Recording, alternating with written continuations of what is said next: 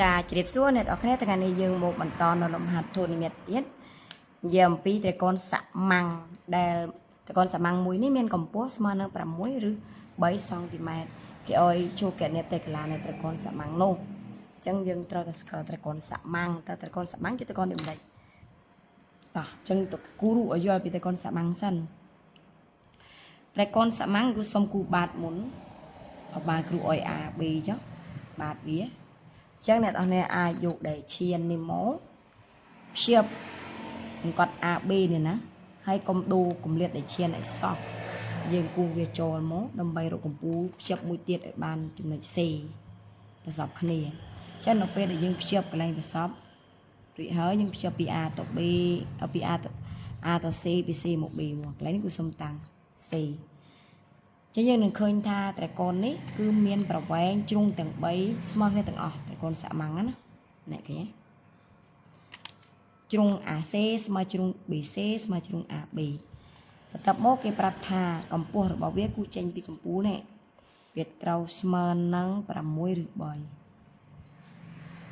3សុំតាំងហាចា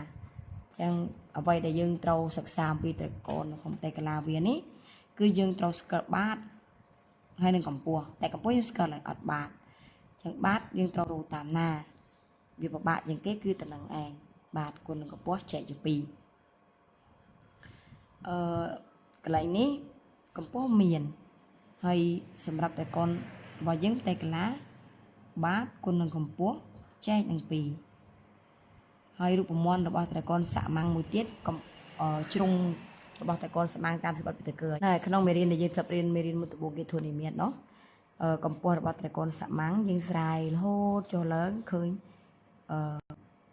A ឬ3លើ2អញ្ចឹងណាហើយកម្ពស់របស់ត្រកូលសមាំងស្មើនឹងជ្រុងឬ3លើ2ចាអញ្ចឹង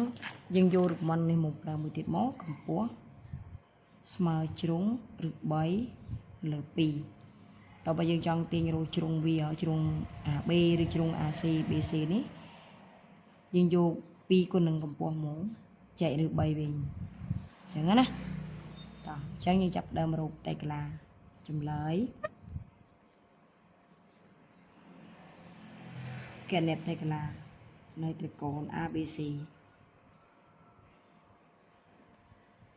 កណិតតេកឡានៃត្រកូល ABC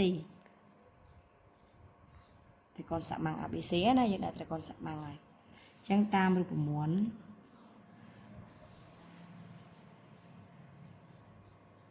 S របស់ត្រកូល ABC ស្មើនឹងបាតគុណនឹងកម្ពស់ចែក2បាតរបស់យើងយក AB មកកម្ពស់របស់យើងយកពី C មកហាចែកជា2 AB អត់ស្គាល់ទេជាជ្រុងC ហានេះគេឲ្យ6ឬ3ចែក2ចឹងរកជ្រុងនេះមករកជ្រុង A រករបស់ជ្រុង A ដោយយើងតាមរូបមន្តកម្ពស់ត្រកូលសមាំងតាមកម្ពស់នៃត្រកូលសមាំងគេស្រ័យតាំងពីតកើមក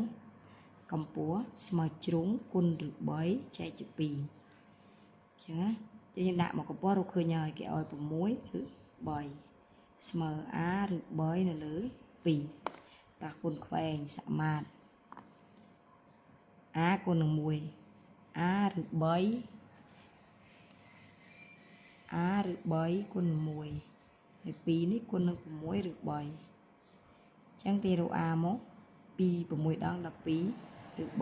3ចែកឬ3ដាច់ហើយអញ្ចឹងជ្រុងរបស់វាស្មើ12សង់ទីម៉ែត្រដល់ពេលដែលយើងឃើញជ្រុងហើយយើងត្រូវតេកឡាបានហើយអញ្ចឹងនាំឲ្យគេបានតេកឡាយើងត្រូវរកតេកឡារបស់ត្រកូល ABC បាតរបស់យើង12មកកម្ពស់6ឬ3ចែកជា2 12ចែក2បាន6 6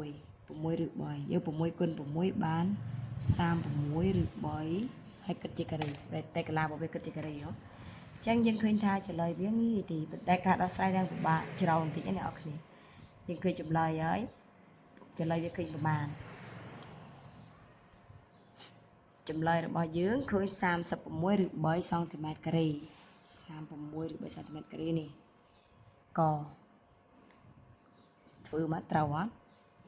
ហ្នឹងហើយបងប្អូនគឺជាកន្លឹះដែលយើងអាចដោះស្រាយរបស់នេះបានជាសម្រាយឲ្យគូគ្រីសចំណេញទៅសម្រាយដៃផងយើងមើលប្រធានរួចយើងសង់រូបត្រកូលសម៉ាំងហើយយើងចាប់ផ្ដើមដោះស្រាយរួចតាមតេកាឡាតែវិទ្យាជ្រុងយើងរកជ្រុងតាមកម្ពស់នៃត្រកូលសម៉ាំងហ្នឹងហើយអរគុណច្រើនជួបគ្នានៅវីដេអូក្រោយបាយបាយ